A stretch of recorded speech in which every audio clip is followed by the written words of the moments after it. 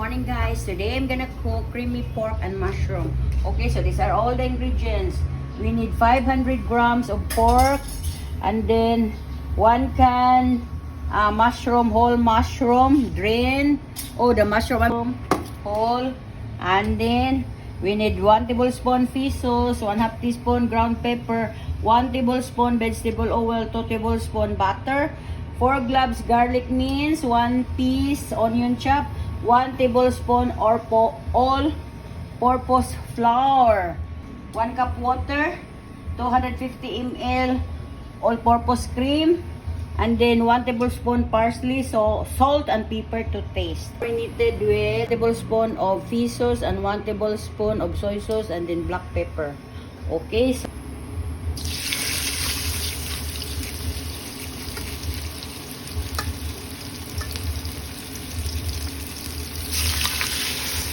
Okay guys, so fry this one and then we'll be right back when it's cooked. And it's already cooked. So we're gonna sit aside first. Okay. Add the butter.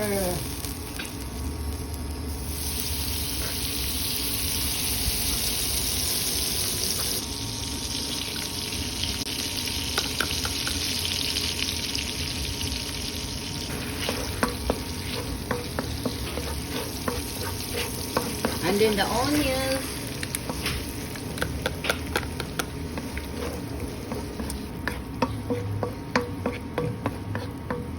Add the mushroom, guys.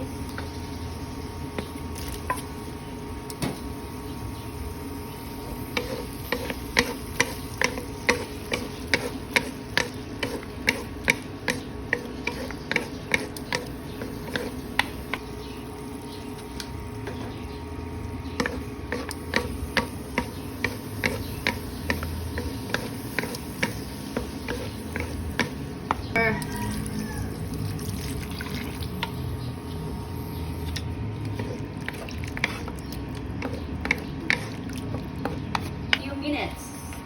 Okay guys, we'll be right back. After the simmering, we're gonna add the pork.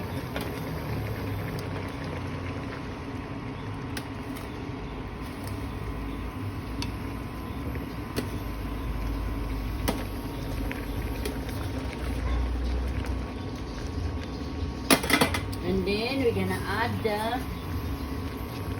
all-purpose cream.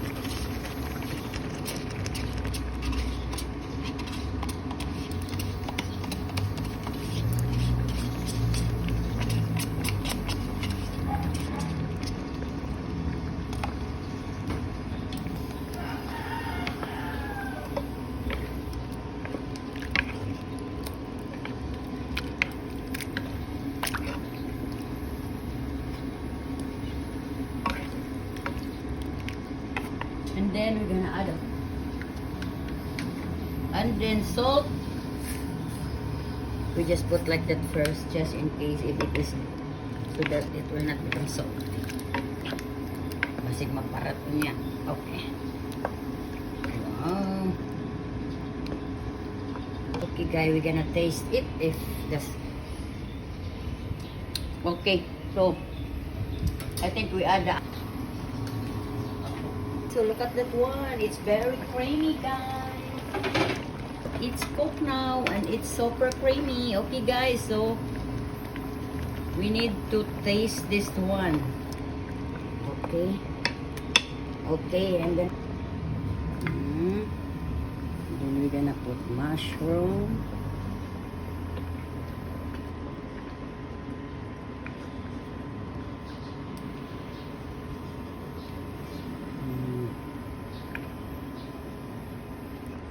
Okay.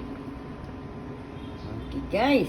One with parsley. Okay.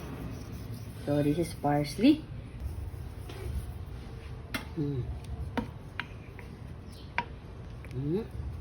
With the mushroom also.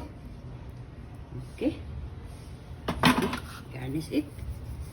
And then, so now I'm gonna taste it guys. Okay.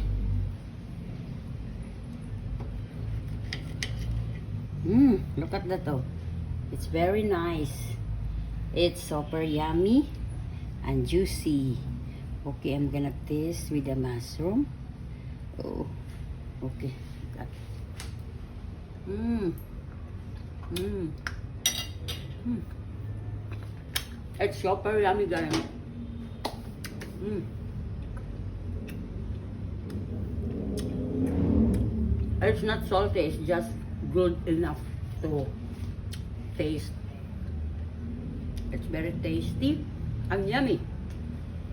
Okay, so that's our pork and mushroom. Okay, if you need more recipes, please. So that's our creamy pork and mushroom.